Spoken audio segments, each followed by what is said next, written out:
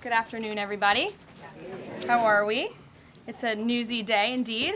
And last night we saw the very best of America. After spending nearly 300 days aboard the International Space Station, Butch Wilmore and Suni Williams are back on Earth. These two incredible astronauts were only supposed to be up there for 8 days, but because of the Biden administration's lack of urgency, they ended up spending 9 months in space. Joe Biden's lack of courage to act boldly and decisively was a big reason why Butch and Suni did not make it back until yesterday. But President Trump doesn't waste time. Immediately after taking office, President Trump directed Elon Musk and SpaceX to rescue these brave astronauts alongside NASA. The president also called the acting administrator of NASA and told her to bring the astronauts home as soon as possible. As acting administrator Janet Petro said herself yesterday, per President Trump's direction, NASA and SpaceX worked diligently to pull the schedule a month earlier. The president looks forward to welcoming Butch and Suni to the Oval Office when they are recovered. This historic mission brings new meaning to President Trump's promise to always look out for the forgotten man and woman. On another important matter, yesterday, President Trump and President Putin spoke about the need for peace and a ceasefire in the Ukraine war. Both leaders agreed this conflict needs to end with a lasting peace and also stressed the need for improved bilateral relations between the United States and Russia. President Trump also spoke with President Zelensky this morning to align both Russia and Ukraine in terms of their needs and requests. As President Trump has said repeatedly, the precious lives and money that both Ukraine and Russia have been spending in this war would be better spent on the needs of their people. This terrible conflict would have never started with President Trump in charge, but he's determined to end it once and for all. President Trump also promised maximum transparency and a commitment to rebuild the trust of the American people in our intelligence community. Part of that promise was to fully release previously classified records related to the assassination of former President John F. Kennedy, and he made that happen yesterday. This historic release consisted of approximately 80,000 pages of previously classified records that are now published. The records are available to access either online at archives.gov/JFK or in person, accessible to the American people at the National Archives in College Park, Maryland. Records that are currently only available for in-person viewing are being digitized and will be uploaded in the coming days. On another note, positive economic data continues to pour in, showing the immediate impact of President Trump's pro-growth agenda. After suffering a steep decline in the final year of the Biden administration, the manufacturing sector came roaring back in February. Industrial production surged in February, these are new numbers, 3 times at a greater 3 times rate than the expectations to its highest ever recorded level. And President Trump's laser focus on massive deregulation and unleashing our domestic energy industry is leading to stabilities for Americans' bottom lines. As Newsweek summed it up today, gas prices are plummeting under President Trump. And the Trump administration continues to make American communities safer through our ongoing mass deportation campaign of illegal alien criminals. Yesterday, FBI Director Kash Patel announced the agency captured another fugitive from its 10 most wanted list, securing the extradition of Francisco Javier Roman Bardeles, a key senior leader of the brutal MS-13 gang. And the brave men and women of ICE also arrested a number of dangerous aliens across the country in recent days. You will see them on this screen. ICE San Francisco just arrested a citizen of Guatemala convicted of sexual battery. ICE New Orleans arrested a citizen of Ecuador convicted of rape in Suffolk County, New York. ICE Atlanta arrested a citizen of Mexico convicted of assault by strangulation. ICE Dallas arrested a citizen of Mexico convicted of assault with a firearm and rape with a foreign object. And ICE Houston arrested a citizen of Guatemala convicted of indecent sexual contact with a child in Texas. These are heinous criminal alien monsters who the previous administration allowed to flood into our country. And every time President Trump and this team deport one of them, our country becomes safer. Finally, before I open it up to questions, I want to tout how successful our efforts have been in filling out President Trump's administration. There have been a record number of 281 Senate confirmed nominations already, with another 280 in process. Here at the White House, OPM and GSA, we have filled 100% of the total number of slots. And this is a record number of placements in the first 58 days of any administration, and a testament to the caliber and the sheer quantity of talented people who want to work for President Trump to make America great again. Here in our new media seat today, we have Katie Pavlich. Katie is the editor of townhall.com, which is a subsidiary of Town Hall Media. It's a leading conservative news and opinion outlet based right here in Washington, D.C., with writers and journalists reporting around the country. Last year, Town Hall Media had 60 million unique users and 1.4 billion page views, with a broad reach on a number of social media platforms. With that, Katie, please kick us off. Thank you, Karoline. Really appreciate it. Sure. Thank you. So given the back and forth with this U.S. District Judge and the administration's use of the Alien Enemies Act, does the President plan to send new and additional flights of Venezuelan gang members, now designated as foreign terrorists, from the U.S. to El Salvador or elsewhere? Can Americans expect to see those flights sometime soon? Americans can absolutely expect to see the continuation of the mass deportation campaign that has been successfully led by this president, Secretary of Homeland Security Kristi Noem, and also our Secretary of State, Marco Rubio. Since you brought up the judges, I would like to point out that the judges in this country are acting erroneously.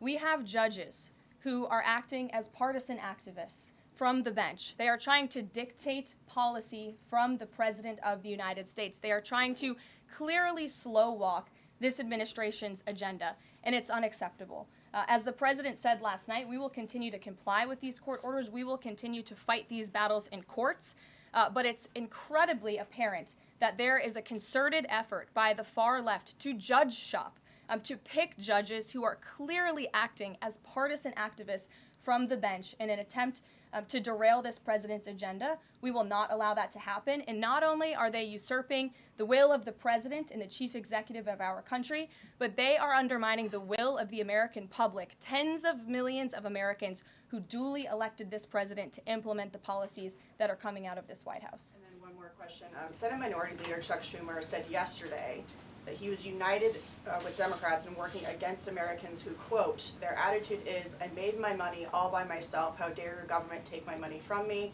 Or, I built my company with my bare hands, how dare your government tell me how to treat my customers?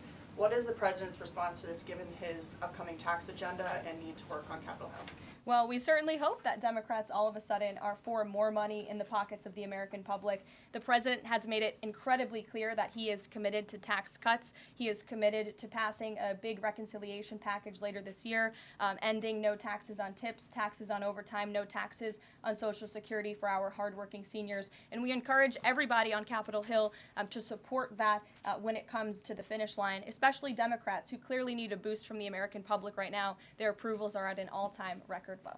Thanks for being with us, Katie. Garrett. I have one other question, but I want to follow up on Katie's question, actually. You said the mass deportation campaign would continue, but she asked about the flights specifically. Will those flights to El Salvador continue while this case is being appealed? We don't have any flights planned specifically, but we will continue with the mass deportations. And I would just like to point out that the judge in this case is essentially trying to say that the president doesn't have the executive authority to deport foreign terrorists from our American soil. That is an egregious abuse of the bench. This judge does not have that authority. It is the opinion of this White House and of this administration, and that's why we're fighting this in court. And it's very, very clear that this is an activist judge who is trying to usurp the president's authority. Under the Alien Enemies Act, the president has this power, and that's why this deportation campaign has continued. And this judge, Judge Boasberg, is a Democrat activist. He was appointed by Barack Obama. His wife has donated more than $10,000 to Democrats, and he has consistently shown his disdain for this president and his policies, and it's unacceptable. You took me right where I wanted to go about the idea that these people are all foreign terrorists, but Judge Boasberg was originally appointed by George W. Bush and then elevated by Barack Obama. I just feel like I should clear that up. Well, let me just say something to that effect, Garrett. 67% of all of the injunctions in this century have come against which president? Donald J. Trump. Let me say that again. 60% of the injunctions by partisan activists in the judicial branch have come against President Donald Trump, and 92% of those have been from Democrat-appointed judges. This is a clear, concerted effort by leftists who don't like this president and are trying to impose or slow down his agenda. So, given that, do you think it's a good use of Congress's time and the president's political capital to try to impeach and remove a federal judge, which would take 67 votes you're unlikely to get in the Senate? Well, look, the president has made it clear that he believes this judge in this case should be impeached, and he has also made it clear that he has great respect for the Chief Justice John Roberts, and it's incumbent upon the Supreme Court to rein in these activist judges. These partisan activists are undermining the judicial branch by doing so. We have co-equal branches of government for a reason, and the president feels very strongly about that. Jackie. Thanks, Caroline. What options does the president have to, he says he's going to follow court orders. He wouldn't defy a court order, but he's raised these concerns about these judges acting in such a partisan way. What option does he have to ensure that his agenda continues to move forward while this is ongoing and the judges appear to be trying to just block and delay and impede? Well, you're right. They are trying to block, delay, and impede. This is lawfare. The president is no stranger to it. He faced it in his campaign, and this is a continuation of the lawfare that President Trump faced as a candidate, and he's now unfortunately facing as a president. Clearly, these partisan activists in the judicial branch didn't get the memo on November 5th when the American people overwhelmingly re-elected this president to continue with mass deportations. So White House counsel and the Department of Justice are working on this. They're appealing these cases, and we will continue to use the full weight of the White House counsel's office and the president's team of lawyers to fight this in court, because we know we will win even if we have to go all the way to the Supreme Court. One more on TDA. Andy McCarthy said in an interview with Hugh Hewitt, he certainly agrees with what the president is trying to do with the Alien Enemies Act, but he's not sure that the law is completely on his side. He cites some previous Supreme Court rulings dealing with enemy combatants in wartime, says that even they have a right to challenge their detention in court. He raised concern also that while TDA has been designated as a terrorist organization, these individuals hadn't been prosecuted for terrorism. So my question is, will the president ask Congress potentially to declare war on these cartels for the invasion that he's talked about so that he's on stronger legal footing? Well, we absolutely disagree with the legal opinion of the individual that you mentioned. We would not have moved forward with this if we didn't believe the president. This was within the president's executive authority to continue with this mass deportation effort under the authority provided to him under the Alien Enemies Act. And when you read the act, as I did last time at the podium, a predatory incursion is absolutely what has happened with Tren de Aragua. They have been sent here by the hostile Maduro regime in Venezuela, and the president, immediately upon taking office, designated TDA as a foreign terrorist organization. And under this act, it is within the president's authority to deport these terrorists. And anybody trying to defend these terrorists who have now been sent off of American soil should talk to the families of the individuals who these heinous monsters have killed and have raped. If you talk to those families, they are so heartened by the president's decision to take tough action and to use his executive authority, something that no other president has been willing to do, because President Trump does what he says he's going to do, and he is deporting these foreign terrorists from American soil to secure our homeland, and he's within his rights to do that. Very quickly Jennifer. on Tesla, very quickly on Tesla, there's a website that's trying to dox Tesla owners across the country and saying they're only going to take down personal information when people show that they've sold their cars. What's the administration going to do about that? I haven't seen that website, but we certainly think it's despicable, the violence that has taken place against Tesla, the company, its employees, and also just Americans who have chosen to drive an electric vehicle. Many of them are Democrats, by the way. Democrats were big supporters of Tesla and of electric vehicles until Elon Musk decided to vote for Donald Trump. So we would like Democrats to also come out and condemn this heinous violence that we have seen, and I believe the Attorney General has said she's investigating these incidents as acts of domestic terrorism. Jennifer. On Ukraine, can you say, is the White House going to pause foreign military aid or intelligence sharing with Ukraine, as Russia says it's pushing for? And then I have a follow-up on the Federal Trade Commission. Sure. When it comes to Ukraine, I do have a statement for you from the National Security Advisor and also the Secretary of State. First, I'd like to reiterate what the President said earlier following his call with President Zelensky this morning. He said he just completed a very good telephone call with President Zelensky. It lasted approximately 1 hour. Much of the discussion was based on the call made yesterday with President Putin in order to align both Russia and Ukraine in terms of their requests and needs. We are very much on track, and I will ask Secretary of State Marco Rubio and Mike Waltz to give an accurate description of the points discussed. That statement will be put out shortly. Well, I have that statement for you right here. Bear with me as I read it. Today, President Trump and Ukraine's President Volodymyr Zelensky had a fantastic phone conversation. President Zelensky thanked President Trump for a productive start for the work of the Ukrainian and American teams in Jeddah on March 11th. The meeting of the senior officials from both nations significantly helped in moving toward ending the war. President Zelensky thanked President Trump for the support of the United States, especially the Javelin missiles that President Trump was first to provide in his efforts towards peace. The leaders agreed Ukraine and America will continue working together to bring about a real end to the war, and that lasting peace under President Trump's leadership can be achieved. President Trump fully briefed President Zelensky on his conversation with Putin and the key issues discussed. They reviewed the situation in Kursk and agreed to share information closely between their defense staffs as the battlefield situation evolved. President Zelensky asked for additional air defense systems to protect his civilians, particularly Patriot missile systems, and President Trump agreed to work with him to find what was available, particularly in Europe. The two leaders also agreed on a partial ceasefire against energy. Technical teams will meet in Saudi Arabia in the coming days to discuss broadening the ceasefire to the Black Sea on the way to a full ceasefire.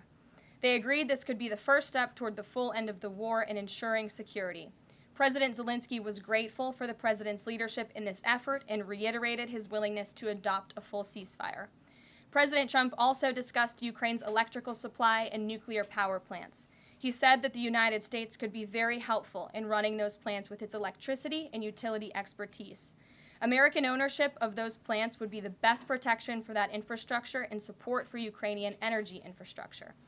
President Zelensky also thanked President Trump for continuing to push humanitarian concerns, including the exchange of prisoners of war. He noted they had just had a successful exchange and thanked the president for his leadership on that. President Trump also asked President Zelensky about the children who had gone missing from Ukraine during the war, including the ones that had been abducted, and President Trump promised to work closely with both parties to help make sure those children were returned home. They agreed all parties must continue the effort to make a ceasefire work. The presidents noted the positive work of their advisors and representatives, especially Secretary Rubio, National Security Advisor Mike Waltz, Special Envoy Kellogg, and others. The presidents instructed their teams to move ahead with the technical issues related to implementing and broadening the partial ceasefire. The presidents instructed their advisors and representatives to carry out this work as quickly as possible. The presidents emphasized that in further meetings, the teams can agree on all necessary aspects of advancing toward lasting peace and security. That is a lengthy statement that was just given to me, so thanks for bearing with me. Our office will, of course, provide this after. And as you know, as I just pointed out in the statement, the president's team of negotiators and national security experts will be heading to Saudi again later this week to continue working on and ironing out the details. But I would just like to emphasize we have never been this close to peace, and it's only because of President Trump that we are here. I think a couple of years ago, as you all reported on the war, it was incomprehensible to have a partial ceasefire in this conflict. And today, that is true because of the leadership of this president. So you Mary. agreed to closely share information between their defense staffs. Does that mean all intelligence sharing will continue? So the White House is rejecting Russia's request to pause that? Intelligence sharing in terms of defense for Ukraine will continue to be shared. Mary. Thanks, Karoline. I have two questions. One on the United States Institute of Peace and then on the Supreme Court, if that's okay. Sure. So on the United States Institute of Peace, this is a little bit wild. I understand the old president refused to leave after he was removed from his position. He barricaded himself in his offices, had to be escorted out by police, left the building without Wi-Fi, telephones, elevators, and more, and is now telling media that Doge broke in and illegally removed him. So can you comment on this sequence of events and specify, did Doge illegally enter? I'm really glad you brought this up, Mary. We were made aware of this story by individuals at Doge, at Elon Musk's team, and also at the State Department who were unable to access this building. And it became very clear that there was a concerted effort amongst the rogue bureaucrats at the United States Institute of Peace to actually physically barricade themselves essentially inside of the building to prevent political appointees of this administration who work at the direction of the President of the United States to get into the building. There was a piece in the Daily Caller, thank you for sharing the truth on this, about what happened. Staff contacted the MPD in an attempt to prevent Doge personnel from entering. They barricaded the doors.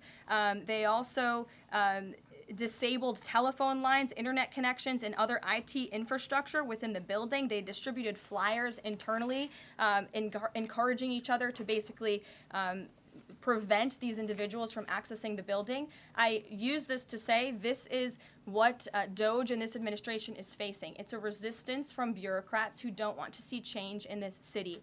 President Trump was elected on an overwhelming mandate to seek change and implement change, and this is unacceptable behavior. Thank you. And just really quick on the Supreme Court, I know it's been almost 3 years now since the leak of the draft Dobbs opinion to Politico, actually. A leak which sparked protesting outside the homes of the justices and even brought on one attempted assassination attempt. I know Justice Alito said that it made the justices targets for assassination, but yet the Supreme Court has not tracked down any leaker. Does the White House have interest in finding out who that leaker was, and can you comment on that at all? I know generally speaking the president has an interest in finding leakers and he believes it's unacceptable, and it's the position of this administration. You've seen the Secretary of Homeland Security has taken tough action at her agency. Leaking is unacceptable to this president and to the leaders across the board in this cabinet, especially when it puts people in harm's way. Sure. Thank you, Caroline. A mom whose daughter was forced to change in a locker room with a biological male at school filed a complaint with the DOJ. How will the Trump DOJ deal with violations of President Trump's orders protecting women and girls like this? I would defer you to the Department of Justice on that specific case, but the president has made it incredibly clear that it is the policy of this administration that there are only two genders, male and female, only two sexes rather, male and female, and that we are not going to tolerate such behavior by men pretending to be women. The president will continue to strongly stand for the rights of women and girls, not just in sports and on athletic fields, but also in private spaces like locker rooms and bathrooms. Sure. Go ahead. Thank you. On the FTC, two quick questions. Can you explain the president's thinking in his decision to fire the two Democratic commissioners, especially given that Mark Meadow is on track to be confirmed next week and there would be a Republican majority? My biggest question is why now? Sure, because the time was right to let these people go, and the president absolutely has the authority to do it, and they were given ample notice in a letter that I believe your outlet reported on, so it pretty much explains exactly why this administration chose to let those individuals go. Is the ultimate goal to get this to the Supreme Court to try to overturn the 1935 precedent? The goal was to let these individuals go. If we have to fight it all the way to the Supreme Court, we certainly will. Rachel. Back to those deportation flights to El Salvador, can the administration provide any more details on how authorities determined that each of those men were in fact members of a gang? And if the White House can publish images, photos, videos of those men, why can't the administration just release basic information like their identities and names? We are not going to reveal operational details about a counterterrorism operation, but what I can assure you, as I said on Monday, we have the highest degree of confidence in our ICE agents and our Customs and Border Patrol agents who have committed their lives to targeting illegal criminals in our country, particularly foreign terrorists, and they had great evidence and indication. They have the highest degree of professionalism, and they were 100% confident in the individuals that were sent home on these flights and in the president's executive authority to do Just that. to follow up, I know in the last briefing you cited privacy concerns as a reason why the administration may not be able to reveal the identities. What exactly are the privacy rights of immigrants who were deported that the administration says were dangerous enough to be sent to El Salvador and sit in a prison? Again, as I just said, we're not going to reveal the operational details of a counterterrorism operation for quite obvious reasons. We're trying to combat terrorism here in the United States of America. Jeff. I could ask something else about the phone call yesterday. There was a couple different readouts from the Kremlin and the U.S. on a couple different points. One was energy and infrastructure. The U.S. statement said energy and infrastructure. The Kremlin said energy infrastructure. What is your understanding of what the actual substance of that disagreement was? Then I have one other question on that. I would defer you to the readout that was provided by the White House. That's our understanding, and that's the truth. And if I could ask a question about the judge as well. How does a president define a bad judge? Is it just someone who disagrees with him? And is that a dangerous precedent in this case, because this is a temporary ruling from Judge Boasberg that he could ultimately rule in your favor? Is he setting up a standard here for calling for the impeachment of a judge who may ultimately rule on your side? No, it has nothing to do with disagreeing with the president on policy. It's with disagreeing with the Constitution and the law. And it's trying to usurp the authority of the executive branch of this country. It's having baseless reasoning for these injunctions. And it's a clear effort by these judges to slow roll this president's agenda. And if you just look at the injunctions that this president has faced, deporting foreign terrorists from our homeland, hiring and firing of executive branch employees, which when the president is the executive of the executive branch. You also see an injunction by a partisan activist judge when it comes to the Secretary of Defense trying to determine the readiness of our troops and the qualifications of our troops in our armed forces. Does a single district court judge really have more authority over the Commander-in-Chief and the Secretary of Defense to determine who should serve in our United States Armed Forces? Absolutely not. Anyone who has taken a basic civics lesson can understand that, and it's ridiculous lawfare that we are witnessing. The president said he supports. I'm sorry. The president said he respects the Chief Justice here. Does he respect him specifically on this case and this opinion, or respects him overall? And has he spoken to any other Supreme Court justices? The president respects Chief Justice Roberts overall. He just expressed that to me in the Oval Office, but it's also quite clear that the Supreme Court needs to rein in these judges who are acting as partisan activists, and they are undermining the judicial branch, and it's a dereliction of duty on their behalf. Deanna, go ahead. Thank you so much, Caroline. On the call with Zelensky, did they discuss the minerals deal at all? Is that back on the table, and what do the Ukrainians have to do to get that back on the table? And then one on the Russia call as well. Again, I just provided a very lengthy readout of the call that was provided by the Secretary of State and the National Security Advisor. And now we have moved beyond the economic minerals deal. We are at a place of peace. We're at a partial ceasefire, and we're moving towards a full ceasefire and a long-standing peace in this conflict. And that's great news for the American public. The Kremlin readout mentioned that Trump and Putin spoke about potential U.S.-Russia hockey games. And the Kremlin readout also said that Russia wanted the U.S. to stop U.S. intelligence and U.S. funding to Ukraine. The president has said that that conversation did not happen. Just wondering if you can get us any more clarity on that. And also, again, if it's energy infrastructure or if it's energy and infrastructure, because I think there is a big difference between that. Again, as for the readouts of the call, I would defer you to ours. And when it comes to the topic of hockey, it did come up. However, we're more interested in securing a peace deal than scheduling hockey games right now. Sean. Hey, about the deportation flight. So was it the president himself who directed the planes to stay in the air after the judge ordered them to turn back? The president invoked the Aliens Enemies Act with a proclamation, which then directed the Department of Homeland Security and the Department of State to move forward with the plan of action. And as I said yesterday, all of the planes that were subject to the judge's written order took off before the order was submitted in court. I was asked and answered that question multiple times yesterday. Kate, go ahead.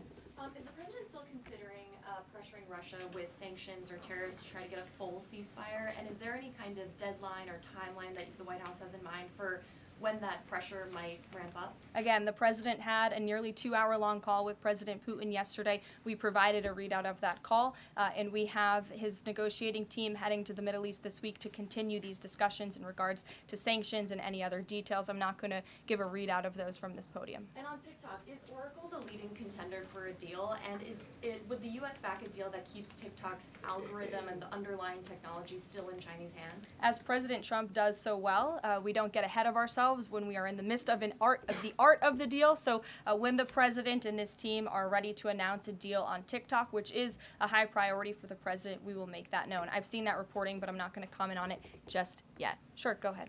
Thank you. Press Secretary Leavitt. Some prominent Trump supporters have been making the case that Derek Chauvin deserves a pardon. They argue that he did not receive a fair trial. Joe Biden and other Democrats actually implied that he was guilty while the trial was going on.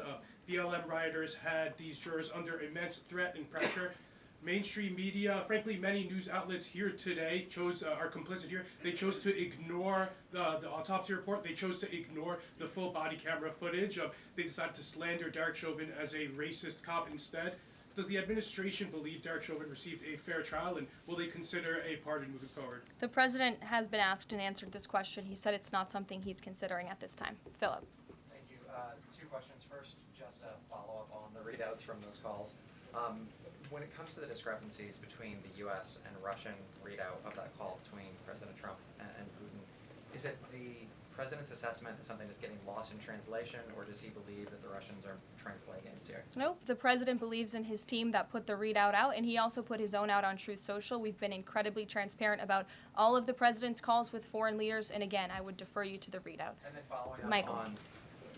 Thank you, Karoline. White House said yesterday that gas prices across the U.S. have fallen for the fourth straight week. 34 states now seeing gas under $3 a gallon. This limited ceasefire with Ukraine regarding oil refineries, energy, will that affect gas prices here in the U.S.?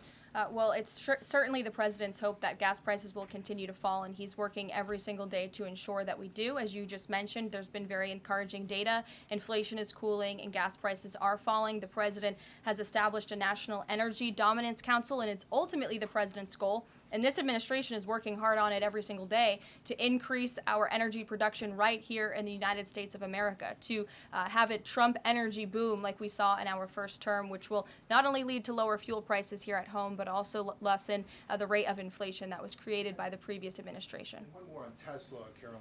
Tim Waltz, Governor Waltz, saying last night he frequently checks Tesla stock, in doing so to, quote, give me a little boost during the day. How should Americans view politicians who take pride in the downfall of an American car company? I think that's quite sad, but I think Governor Walz unfortunately is living a sad existence after his devastating defeat on November 5th. Reagan, go ahead. Thank you, Caroline. Across the country, Tesla cars are being lit on fire, dealerships are being shot up, Molotov cocktails are being used. There was a website posted yesterday that shared the addresses of private Tesla owners and reportedly had Kash Patel's information on it. AG Bondi has called this acts of domestic terrorism. Does the White House have any indication that this is some sort of coordinated movement or that it's being funded by some outside group? And do you know if the investigation by the DOJ is being investigated as incidents of organized terror? I believe the Attorney General has made her comments clear on that. She is investigating these events as acts of domestic terrorism, and we fully condemn them. And as I said earlier to Jackie's question, we think it's despicable what is happening to not just this American company, but also their innocent employees. And again, innocent Americans who drive these vehicles. And we condemn it wholeheartedly. Sure. More than 24,000 workers in 18 agencies are in the process of being reinstated. What is your message to these workers, and can you assure them they won't be fired again as the administration directs agencies to do more layoffs? Well, the administration is complying with the court's order. Again, as I have spoken about repeatedly, we think it's despicable that we have judges acting as judicial activists, partisan activists, trying to dictate who the President of the United States, the executive of the executive branch, can hire and fire. We have never seen anything like this. We are fighting this in court, and we will continue to fight it all the way to the Supreme Court if we have to. And as for federal employees, it's been the very common sense position of this president and the administration that bureaucrats here in Washington, D.C. need to show up to the office just like the rest of America. Middle-class Americans, from doctors to business owners to teachers to law enforcement officers, have to show up to their offices every single day. And the president has made it a clear priority that people in this city have to do the same. And we are also continue to be committed to reducing the scale of our workforce and to reducing the size of our federal bureaucracy here in Washington, D.C. to save taxpayers' money.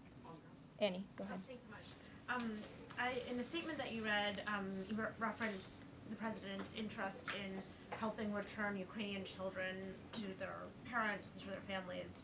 There's an organization that provides intel and information about those children that their aid has been cut. It's a Yale University program.